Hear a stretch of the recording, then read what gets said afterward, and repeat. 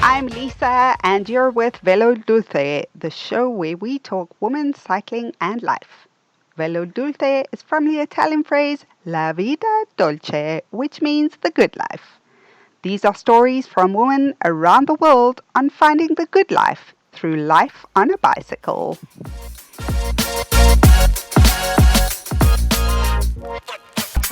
So, my guest today is Karen Edwards. Karen M. Edwards. We're going to get to that in a while.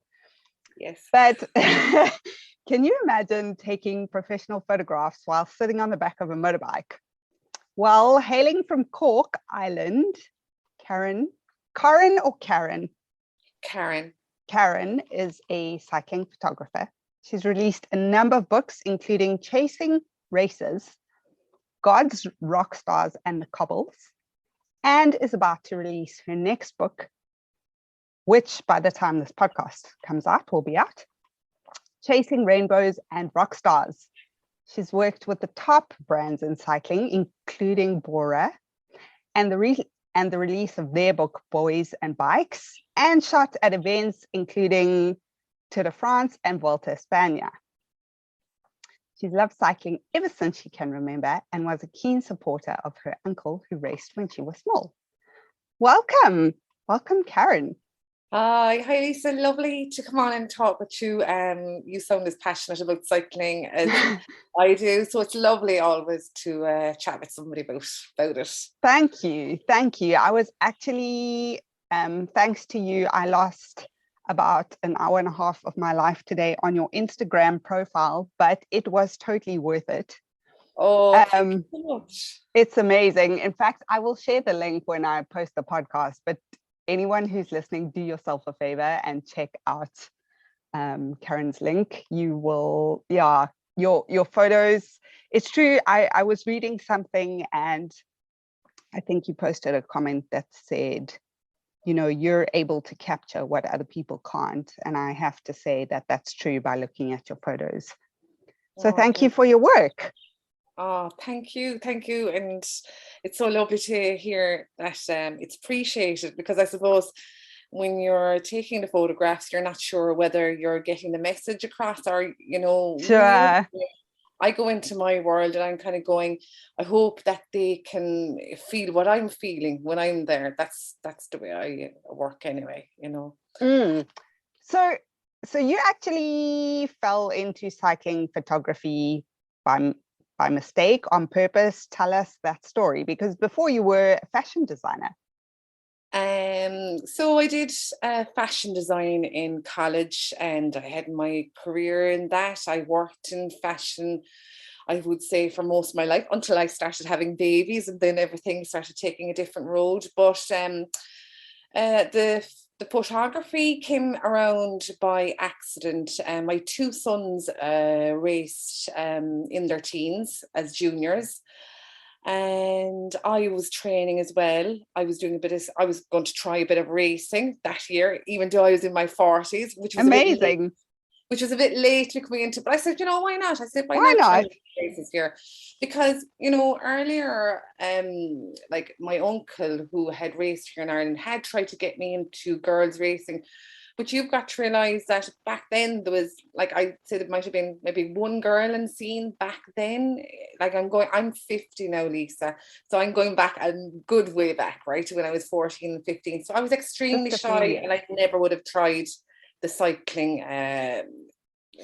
I mean, I cycled up and down to my village. I cycled into school, but I never would have, you know, thought about racing, even though I can remember when he suggested, I was kind of going, oh, I kind of would love it, but the shyness was absolutely pulling me back, you know, which is a shame, but that's, you know, that's the way it goes. So then the cycling photography, my sons were racing. And later in life, I thought, you know, why not? Why don't I do it now? And there's a few women around my age that were trying. And I said, try a couple of league races for the crack. And I used to love going out. I train with my sons, and pro cyclist Eddie Dunbar used to be in the group actually as well. Wow. Now, can you imagine trying to hold on to his wheel? No. So yeah, he used to be in the group, and we'd all go out and you'd have the crack, as you say here in Ireland. We'd have great fun going out, and it was a great challenge trying to hold wheels, and I learned so much about cycling, etiquette within the group and everything. It was brilliant, absolutely brilliant. But then it was just before Christmas. I can't remember the year. I'm going back a fair bit now, 2000 and I'd say 13, 14. I kind of got really sick. I developed this kind of a rash on one side of my face. And doctors couldn't get to the end of it, what it was. It was terrible now. It was, it was horrible. And any woman that has anything wrong with their face, Yeah. you know how it feels. But it stopped me then from the cycling for a few weeks. He said, stop the cycling. He said, maybe it was something that you picked off the road, or I don't know, was it an allergy to something? But anyway, so I stopped the cycling for a while, and I was feeling a bit left out. And that Christmas, I went off and I bought my first camera, because I thought, what a good way, I said, to keep in with the cycling. I can still photograph my sons out training, Right. and then the beginning of races. And that's exactly what I did. I got my first camera, I think it's a 5000. And I took myself on top of a hill, and it was lashing rain, and I started taking photographs. And I suppose with social media, it started gaining interest. Like a lot of the guys that were within the group were saying, Karen, God, you're really capturing something a little bit different than what others do. And they really loved the way I was capturing the emotions. And that's really where it started, like I was kind of a bit taken back by the way people were reacting to me. I was just doing, I was just taking shots of something that I love, and hopefully they came out good. And I suppose it was just the way I was positioning myself. I always think to myself, even as crap as I was at racing or training or whatever, it all stood to me, because I knew what to look for within faces, within facial expressions, within that leg, you're at the back of the calf when you're feeling, going up a hill. I was able to look at details like that, the strength that it takes to go up a steep hill, or that crunching point when they're going to hurt. And I suppose I've been, known for my details in my work as well, levers of bicycles, chains with drops coming off them. I just think that there's way more, it's very artistic, the bicycle, I always thought. There's something very arty. It's beautiful, the colours, the emotions, everything that goes into it. That's amazing. Yeah, I can definitely see in your images, you've captured the experience of cycling, everything from the pain and the suffering and the grit, to the weather, to the crowds, to the feeling of being there. And I really love that. Oh, thank you.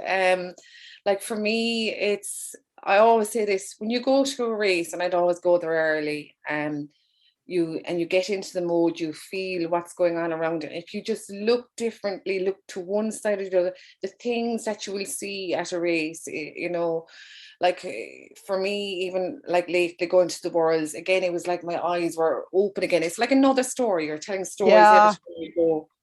You look, I saw a little girl holding a flag, and she was in awe of the whole spectacle. That was a shot, that I took. It's just like little details of it, even the riders, just the way that they're tense, but they're all really important to the people that don't get to go to these races and events, to actually let them feel those moments. They were the moments that were happening that nobody else saw, so let me bring those back and show you what it really is like. That's the way I always saw the race. And I love that you've even brought that into the titles of your books, from Chasing Races to God's Rockstars and the Cobbles. Yes. To your latest release, Chasing Rainbows and Rockstars. Yes. So I heard you in an interview, and the gods I agree with, because I live in Spain and now for the last year of my life, and I've climbed some of the climbs of the Volta, And yeah, every time I climb, I think, my God, the gods have gone before me. Like yes, these superhumans have gone oh, before me. totally, yeah, And I think that every time I ride up there. And the rock stars, I think you were talking about your image of Peter Sagan. yes. It is the most incredible image. I actually want to buy it and frame it.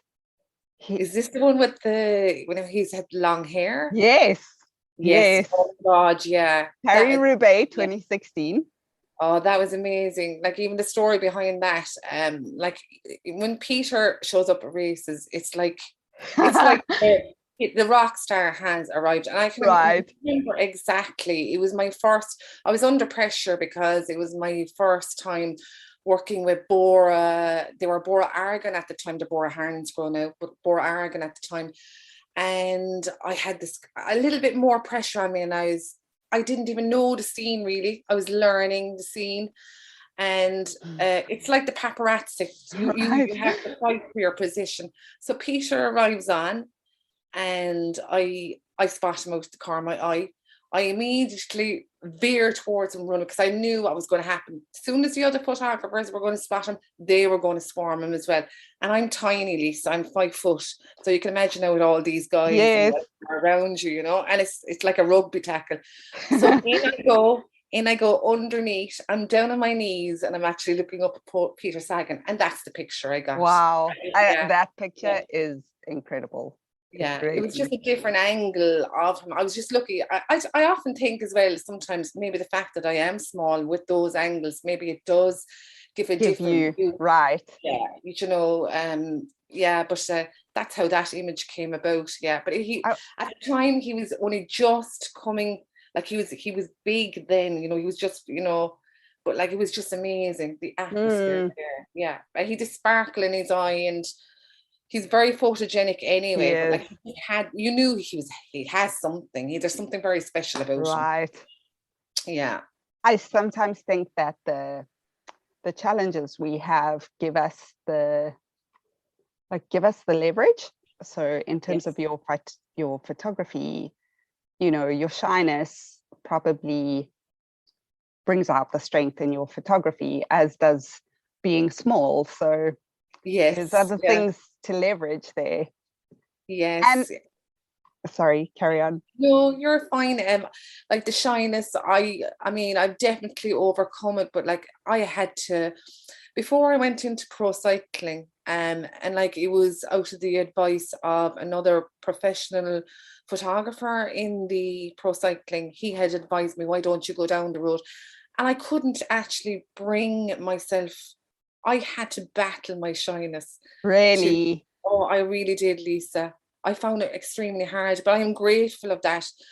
Like if anything, it has like opened so many doors, and I have so many friends now around the world. Like, and I'm talking to you now here as well, which before I would have hidden. I would act in ways. My camera is a little bit where I do hide, behind, but I do find now that I am way more to approach people. Definitely, like it is every time that you meet somebody new and you're taking their picture.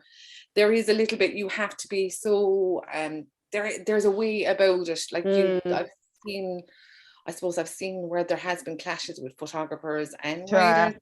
There is a way definitely of approach, and yes, there has been the odd time that I've got that feeling, don't take my photo, and I don't I respect that, do you know what I mean?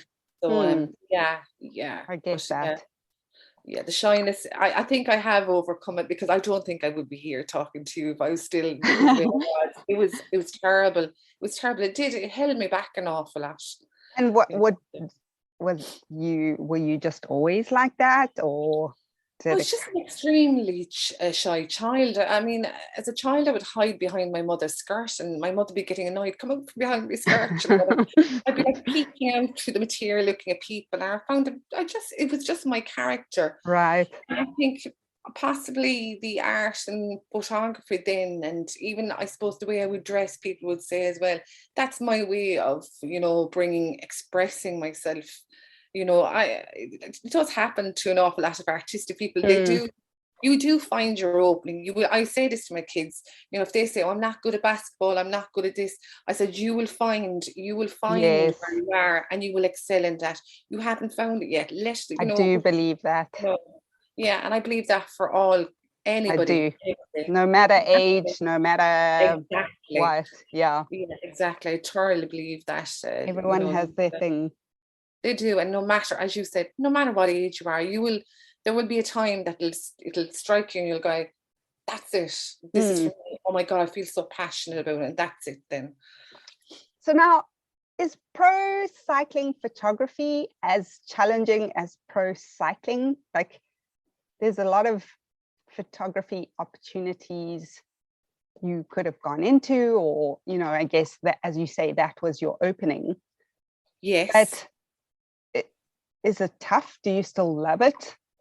What do you really not love about it? For me, when I went into it, Lisa, I never was the person that wanted to be 240 days on the road, like some photographers do. I just, because I am a mother and I have 4 kids now, my boys are grown up. My boys are 25 and 23 now. And my girls are, one of my girls' birthday was yesterday, actually. She's 15. Happy birthday. Yeah, 15, and thank you, 15 and 13. So they're at great ages. But at the same time, I love my kids, and they come number one to me. So it was a juggle. And because I was older as well, I wasn't, free and single. And I imagine that it's much easier when you're free and single, that, you can go here, there, and ever. And maybe, when I was younger, maybe it would have been easier, but I wouldn't have been ready then, would I have? So there's no point going back to that. Right. But it was a total juggle. I'm not going to deny that. You'd come home, as I would say, I'd come home from Paris-Roubaix or Ronde van Vlaanderen after a weekend of work, and I would fly home into Dublin. It could be 2 a.m, and I'd be back up at 7, packing lunches and taking my kids to school. That's the way. Yeah, and then I would be under pressure when I dropped the kids off at school to come back and get the last of the edits done. So that's what I had to face, and I suppose that's the side that people don't see, because it's portrayed as so glamorous, really, the pro cycling. But there is an awful lot of there's an awful lot of sweat and tears and whatever have you, and hard work that goes into it. And I suppose with I'm not downing it or anything, but if you're a guy, that are a photographer, male photographer that's wearing that, it's different. Do you have that pressure? I don't think so. I don't think so. That's now maybe I'm completely wrong. Maybe somebody will come back and say that that you're wrong, Karen. But that's what I had to face. I had to face going back into that straight away, when I would come home. I still had the laundry pile. I still had the iron to do. Yeah. And then then you're there like you're emailing, trying to stay completely calm, talking to, sponsors and team managers, and, but that's part of it, you know what I mean? So yeah, I suppose my busiest year was 2018. I did an awful lot of races that year. And then 2019, then I had to pull back because I was going through a personal thing. I had gone through a divorce, Lisa. So that was killing. That tore me. Because that will affect everything. Oh, it affected. I knew the way it was. I suppose my career, like definitely in 2008, was going up, and I was getting very well known. 2019, then I think it was about like 5. I worked with Velon for the Hammer series. I did Bradley Wiggins' team with Team Wiggins. I worked with them for Tour Yorkshire. And who else did I work for now? I did another one race as well. But I did about 5 in total. And I knew after even was the Tour Yorkshire, I knew that was it for a while. And I was kind of left in a limb that I didn't know where I was going or what I was doing with it. I mean, I still had the fans following me and people, I would still keep interacting with my images, but I was torn. I was absolutely torn to bits. And mentally, I knew, as much as I would have loved to have, done more races, mentally and physically broken. And I said, you know, I knew I had to pull back. I had to stop, concentrate on my kids, concentrate on me. Right. And when the time came right, you know, then I could go back, you know. That's really courageous. Yeah. Thank you. It is. I was broken. I was broken because, you know, I had that was my passion. That was like, it was like somebody taking away my favorite thing in the world, taking it away. But my other favorite thing in the world are my kids, you know what I mean? Right. I'd do anything for them, you know, so they needed me. And I needed like mentally, I was so broken. I was so broken in my head. I mean, I got divorced in my 20s and I was broken. And I mean, in your 20s, I had no kids. Yes. And the divorce was my choice. So, you know, that's, I imagine that and how broken I felt. And then having 4 kids. Yeah. And, you know, that's, you have to regroup. You have to take that time. Even though at the time you're kind of going, you know, why do I have to do this? Why do I have to do this? Like there was that part of me going on. But like, I suppose, unless, you know, I mean, sure, there's loads of people out there that'll be listening to this that have gone through that, and, you know, they will be going through this probably, but we both got through it. You've got through it. I've got through it. And there will be, you know, they have to make choices and it's so hard. But look, at the end of the day, I'm here now and I'm so much happier now. You're obviously very happy, Lisa. I am. Yeah. You know, and you know, I suppose for people out there, you know, I always say this, I couldn't see, you know, how I was going to get back into my pro cycling again. But there is a way. It's up to you to move on. So how did it's funny because I was reading Jan Ulrich's story yesterday. Yes. And I termed it in my head the great comeback.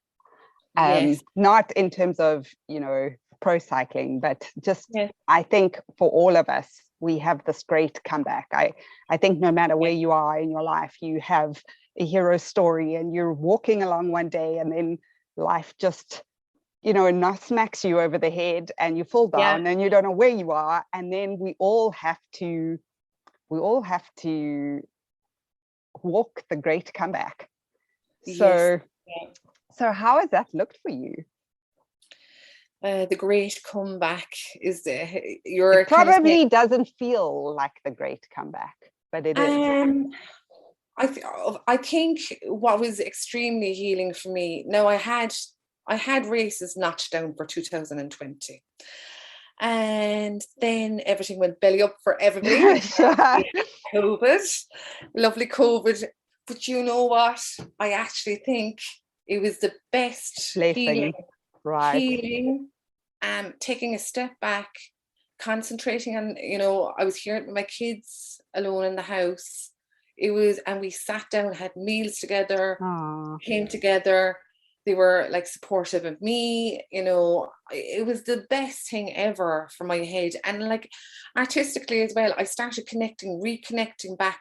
I always kept connections anyway with pro cycling. I would always say I've loads of friends now in pro cycling, whether they don't have to be directly involved, but it's all in the background, swan airs and you know, coaches, whatever. Like, you know, the people in the background are amazing. So I would keep in touch with them, and I started doing kind of series of interviews, which people kind of took an interest in as well. I don't know if you saw that as well on my Instagram. I did. I always kept the connection there, and I love that. I love the behind the scenes people, and people want to hear about what they do as well. And I suppose it's come more so to the front in the last few years as well, where they're being photographed, they're being interviewed. It's amazing. I love that side. So then I suppose this year, then again, I had made the attempt to go back, but it was so dodgy. I'm living in Ireland, Cork in Ireland. Right. And again, I had, you know, I had rang my motor pilots. I had them nearly ready to go for, was it Ronde? I think was the first one I was going to go to. I said, right, we'll go to that one. And then it just started getting dodgy again, didn't it? With lockdown and stuff. And I just thought to myself, no, I said, I'm going to leave this till it's absolutely correct. I don't want to be stuck out in Belgium, with my kids here. I mean, No. I have a new partner. He's absolutely amazing, Dan. He's extremely supportive. He told me go, but I said to him, I don't want to be stuck over there Of for course 2 not. weeks in No. limbo, and then Without having the cost. family. Yeah, and when you've got the cost as that well as that, Lisa, people forget that. I work Sure. Sure. freelance, So I mean, where am I going to, if I'm stuck out there for 2 weeks and in a hotel, I can't fund that myself. Do you know what I mean? Absolutely. So you have to be I had to be logical, I can't be thinking, with my passion. I had to think with my brain, to be you stop, So yeah, and then what happens when we started coming out of the lockdown here in Ireland, I have one friend that works in television here. He's a great friend of mine, Rory Cobb. And he had made a connection with an event guy who does all the events here, Joe Kelly. And I started doing photographing music. I saw that. I was going to ask about that. Now, Lisa, I absolutely love music. I can listen to anything. I can listen from punk to country to, opera. I just love music. And music, I always would have said, that's the thing that actually held it together for me through everything. I just love, I could be editing pictures, have my music on, it'll inspire me. I'm just like that. So this kind of just opened a door, and then I started doing all the gigs here in Ireland, because they were all like small venues, obviously was still, with all that social distancing, wearing your mask, but it was amazing. It was another kind of like healer. Yeah. I was listening to all these bands that I knew when I was growing up. I had like recently I've been working as well with Joe Carey, a fabulous musician here. He's with the White Horse guitar band. They're an amazing group. But he again had me photograph a series of events. But like I got to meet all these bands that I grew up with in my teens, that I would have idolized as well. We have the Hot House Flowers, the four of us, and these Irish musicians. And it was just, oh my God. Again, I found myself just like getting lost, and again, like they would have noticed that again I went into the details of the musicians. And I just loved it, Lisa. So that happened, and then the Worlds came about. Then that was amazing. Oh my God, I couldn't believe it when I got there. The World Championship. Oh, okay. That was the starting point back in again. That was my door to open. Right. The door. Applied for my accreditation. It took absolutely ages to come through. I wasn't going to be allowed on a motorbike because they were very strict with the regulations. So that was fine. I thought by foot, train, I'll do it no matter what. I'll get there and I'll do it. Just take us through quickly, because I don't have any clue. Okay, I'm gonna just back that up with a story. Is that a friend and I once rode, we cycled from London to Paris. Right, yeah. And through a series of magical events, we ended up with VIP tickets, which we did not pay for. They were literally a gift from the gods to the final of the Tour de France. Wow, amazing. Yeah. Oh my God, yeah. And we found ourselves walking through, I don't know how many roadblocks and police stops. And I mean, eventually we found ourselves in the skybox, which is another story for another day. But it really opened my eyes to, like, first of all, this is crazy. These are the gods that we are now sitting with. But then secondly, the accreditation and the getting through stuff. I know. How does that work as a photographer? I suppose I know, because people just presume that you just turn up at the race. Right, and I would think that. No, it doesn't. And I've always agreed with the rules that are in place. You need to be there because, as we saw at the Tour de France, the lady with the placard, you have to be there, like, as regards to photographers as well. And sometimes it can be very strict, it's hard. So for the Worlds, it was really pretty strict. So I have to have my accreditation stating that I am a professional photographer before I go applying for my accreditation to each race. It's called an AIP card that you apply for. It's basically saying that you're okay. by the World Organization. So with that, then I have to apply for another accreditation to get into this race. So that's your open door. You have to wait, and they have to say yes or no. They mightn't allow you in. Then on top of that, if you want a motorbike, you need to organize that yourself, unless you're Really? looking. Oh yeah, totally. I didn't know that. Oh God, yeah, Lisa. Unless you're working for one of the organisations, which Right. I've worked with ASO, and they have their own motor pilots. They're amazing, absolutely amazing. Motor pilots are absolutely, sometimes they get a raw deal, within race and that. But like, if you saw what they have to do, Right, to actually get by races, and they're all UCI. They have UCI, how would I say, licenses as well. So wow, they know the terrains, they know the roads, they know the cobbles, they know what they're dealing with, they know the race, they know how the riders are going to move in and out. And like, they have to be on the ball every time if somebody's moving in and out of a race. So yeah, so I have to apply for the accreditation. I have to apply accreditation for my motor pilot. okay. I pay for my own motor pilot if I'm working freelance. Then I have to build up my clients, going before a Wow. race.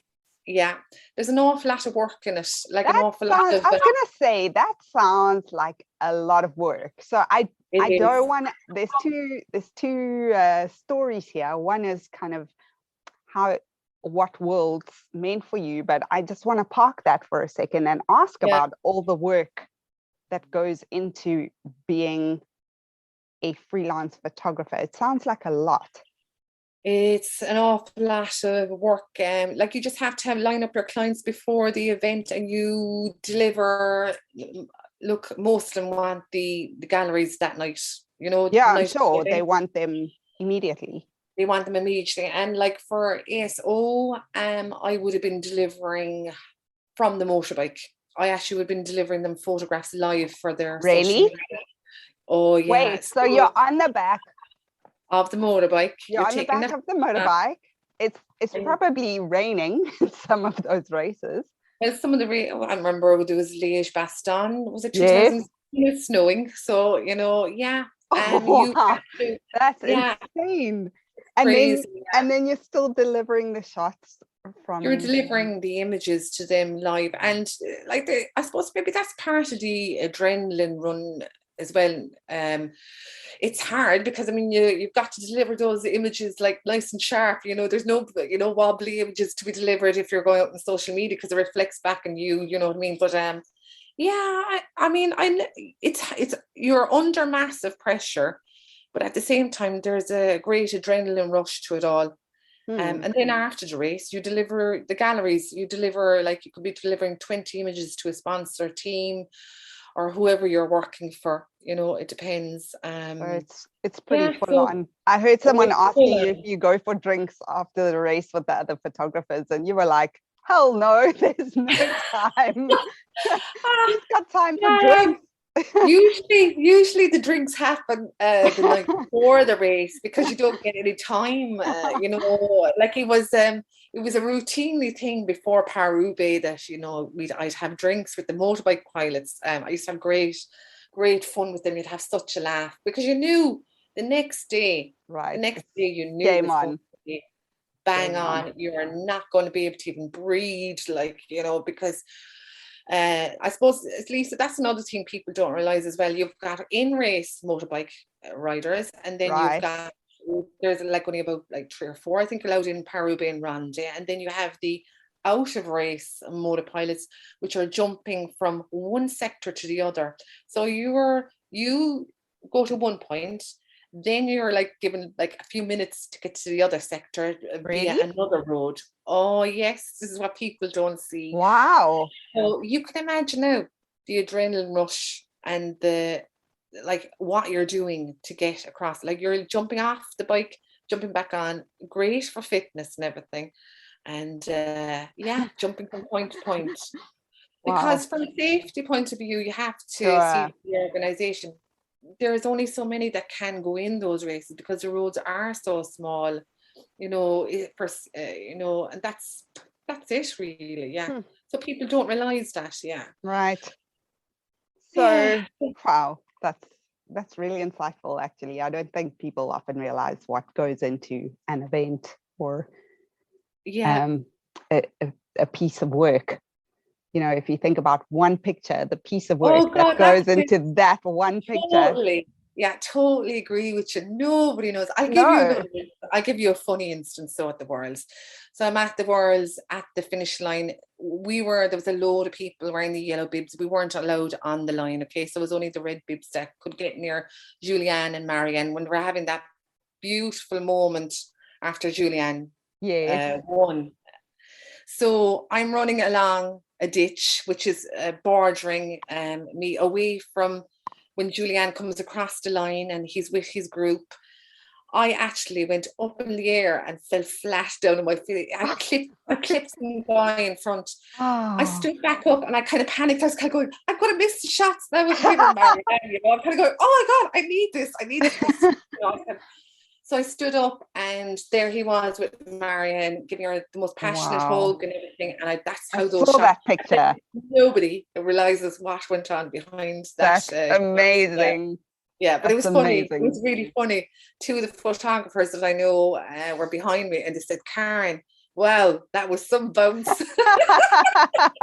You Like, deserve that shot. yeah, literally running on a bush. I was wearing Crazy. my Converse, running on a bush, went belly up in the air, legs up in the air. And I just didn't even think. I said, get back up straight away and start taking those photographs. when you got into your girl's got to do what a girl's got to do. Oh my God. There are the moments you can't wear a dress. I was actually wearing a little dress with leggings on underneath. Thanks be to God. Yeah. I imagine. But it's brilliant. Hazards of the workplace. I kind of think, yeah, okay, Lisa. So what was World Champs? World Champs was in Belgium. Yes. What did that symbolize for you?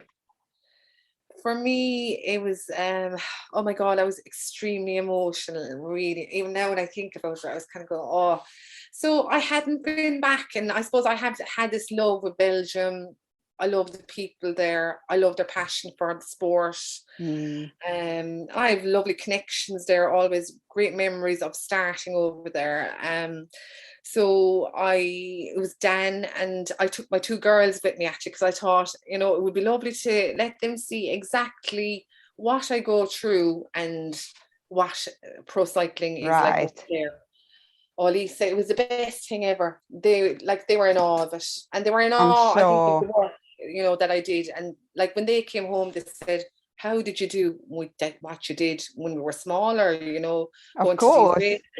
Because they did, you know, I took them exactly. I took them to the race. Now I left them just at a corner, and I went off and I did my thing, you know.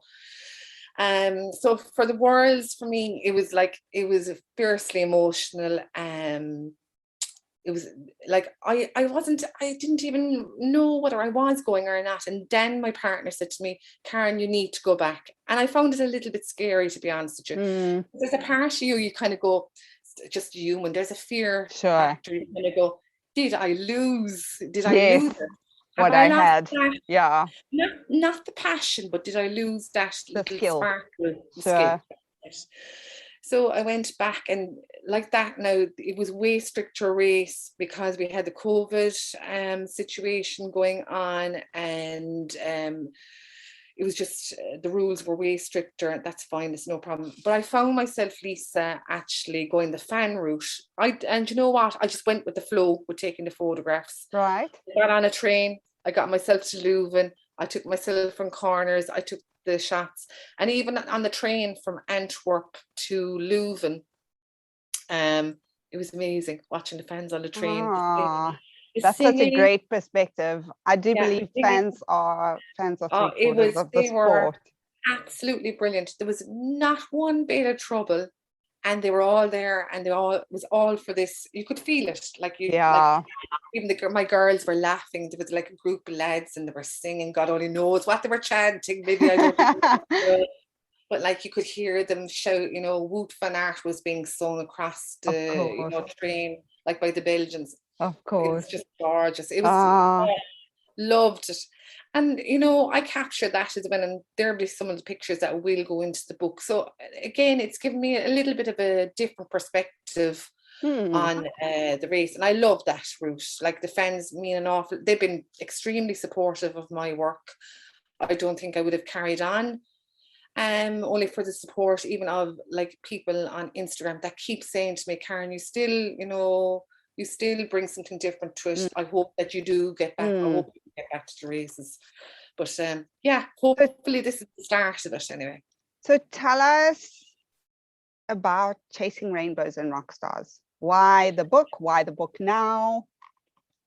In 2018, I did want to bring out another book, but again, like that, it was the rocky road. Not the time. Yeah, it was too turbulent. I had the photographs and everything, and I look back at them. I took amazing photographs now, and I look back and because I kind of go, when you go through the folders, it kind of blows. You can kind of go, wow, why didn't I do anything with them? But anyway, so again, Chasing Rainbows and Rockstars, in ways, I suppose the Chasing Rainbows, yes, it relates to the riders chasing the race and their dreams, but it's for me as well. It's for me chasing my dream as well. I want to be back there. I will never do it full time because I just wouldn't be able for it, but I will go back and do a few races, and maybe next year again produce another book, because I love it. There's nothing like having your photographs in print and people be able to flick those pages and feel what comes off those pages, and I wanted to do it for my fans. They've been so supportive of me. Dan, my partner, has been extremely supportive and has pushed this. He said, Karen, you need this. He said, you need to do this. He said, and he'll always tell me, oh, you're great. Even though I'd be having my days, I kind of go, I don't know whether I'm feeling this or not. What do you think of this? But we all do that. That's the human side of us. We'll all say, we all do that. I don't know. Yeah. And like he would, he sat down and helped me technically, because I've had to learn InDesign myself.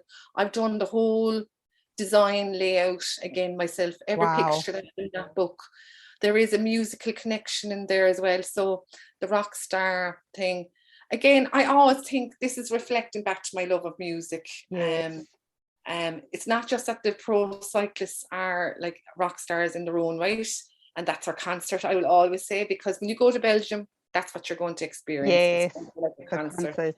Yeah, but the rock stars, I think it's a little bit of my link here at home as well. Like, I have been shooting them as well. So, it's all linked. There is a meaning behind it. Yes. Well, I think you have the edge because being from Ireland, I mean, as far as I know, Ireland is the only place where you can actually reach the pot of gold at the end of the rainbow. Yes. Because you guys have leprechauns. Nobody else in the world has leprechauns. Yeah. So I hope for you that this book will be that. And I hope that we can buy copies from around the world. Yes. How is it going to be sold? So God's Rockstars and the Cobbles, I did everything myself again, Lisa, because I feel that for what I learned from my last book is my fans love to connect with me. I think it's an artistic thing. The way people love to be near the artist, they love to know that there's a personal touch to it. So the book will be available. Now, we aren't thinking about Amazon or something. That's just at the moment, but it will be available via me personally. I will sign it personally for each person. I know I'll have a pre-order running up to it just before Christmas. And like that now, Lisa, I'll be keeping in touch with people on Instagram and letting them see all the process of it, because I think that's my link with people. Instagram. Yes, absolutely. I will be filming the printing. I will be driving them mad Super up there. Cool. Just to give ye all that feel of what exactly I am going through, like that. Listen, when you're doing it, everything. When I've done everything myself, I feel like I poured myself into this book. You know what I mean? Even picking out the pages, just picking them out, picking the quotes that have gone into it. Yes. Just everything. My friend Shane Stokes, all right, he's helped me out now with the writing about myself because I'm terrible at that. I hate writing about myself, so he's doing that a little bit for me. And that's it. People always ask me, I've written a couple of books, and people always Yes. ask me, what's your advice for writing a book? And I say, don't do it unless you are literally prepared to like birth a child. Okay, It is is honestly painful. It's oh my God, I it's can imagine. messy. It will bring out all your innermost demons. Oh, you're so right. You're so right. You will have to endure rejection from your editor or the public or some Yes. press, and Yeah. it's tough. So I know that books are seriously like a labor of love. Oh, totally agree with every single thing you did, because even yesterday, Dan was saying to me, Karen, you're taking your stress out of me. I said, I'm not. I said, there's nothing wrong with me. But I was totally, now when I look back at it, I was like, oh my God, I was like a demon yesterday. Why was I lying? I feel kind of guilty now today because I kind of can't. I was a little bit stressed when I woke up because he said to me, how are you? He was really afraid to ask me, and how are you today?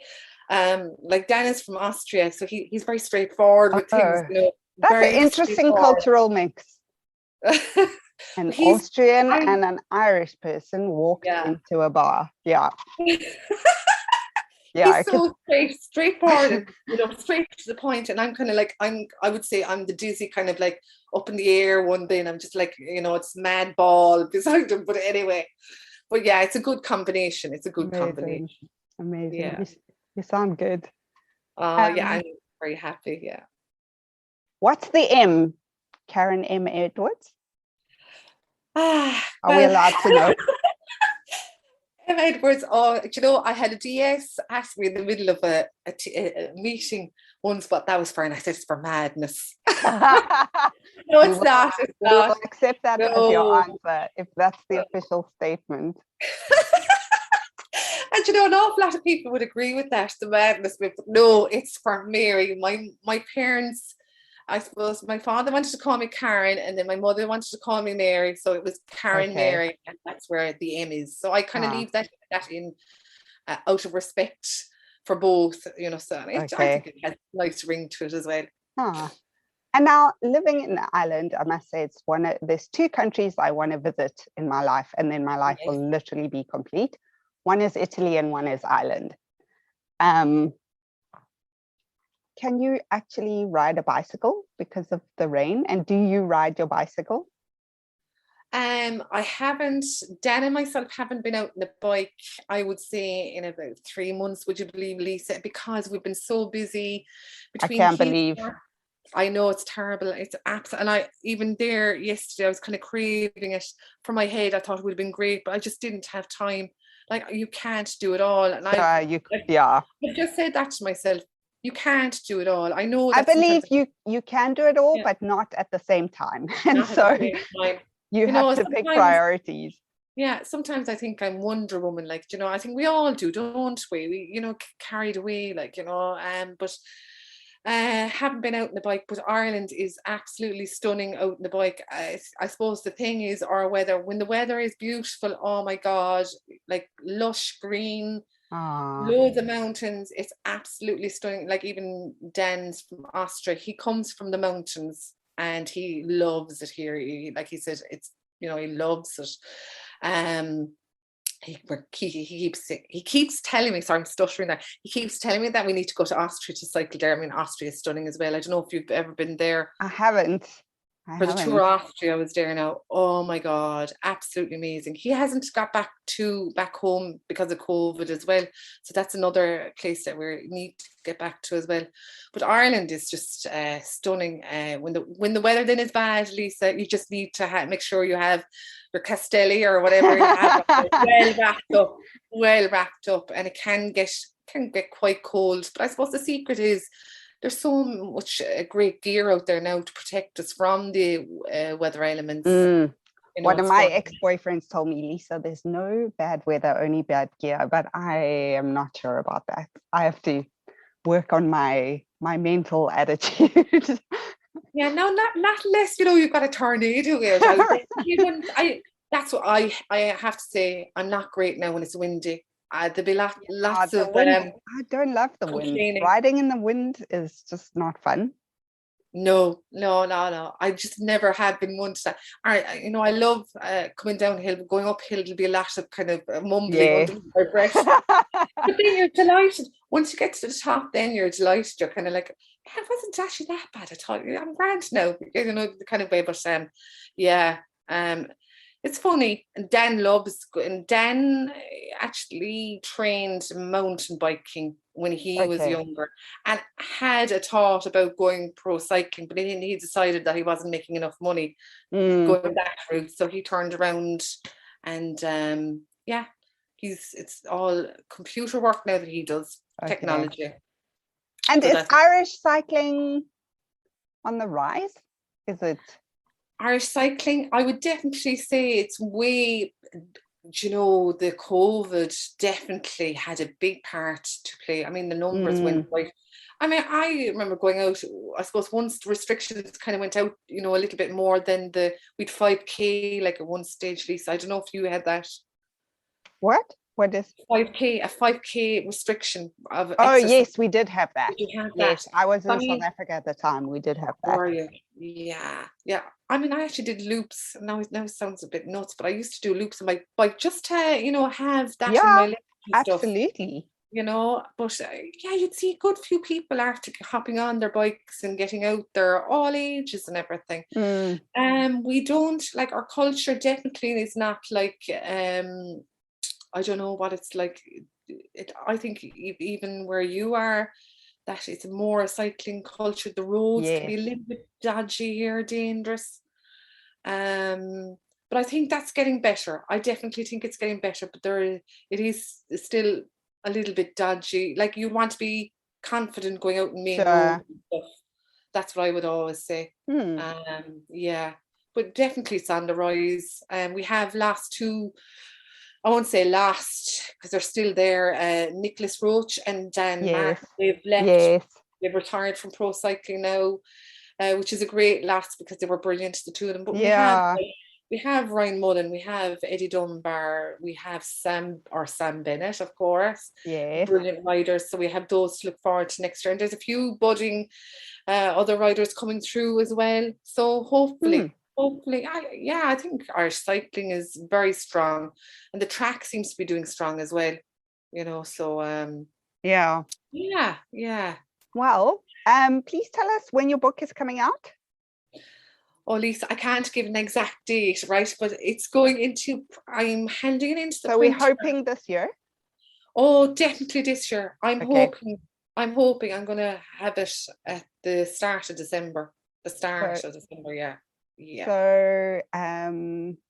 we can follow you on Instagram and get the details for that day. I would definitely, that's where I'll be putting it up in my stories. You'll see about the printing. You'll know all the up-to-date information, Chasing Rainbows and Rockstars. Love that. I love that. It took a while. It took a while to come up with it, but I just thought it was fitting. It was a fitting run-up to the other book. It is fitting. I feel like we will have to continue the conversation in a bar in Ireland at some point. Oh, definitely. You'll have to come over. Yeah, you definitely will. Yeah. It's been amazing to chat to you. Thank you. And such a great perspective. And I really want to thank you for your work. Thank you. It's no easy task. So thank you. Thank you from the fans. And thank you, Lisa, for having me on. And it's great what you're doing, talking to women in cycling. It's lovely to hear all the. I've been listening to your other podcasts as well. It's lovely to hear everybody's, their way. Everybody's story. It's lovely. Yeah, thank really lovely. you. Thank you, Lisa. My name is Lisa, and thank you for joining me. You know what to do. Subscribe, please share with a friend. Most importantly, get on your bicycle, drag your mates, drink some coffee, and I will see you next week for another episode of Loveliest.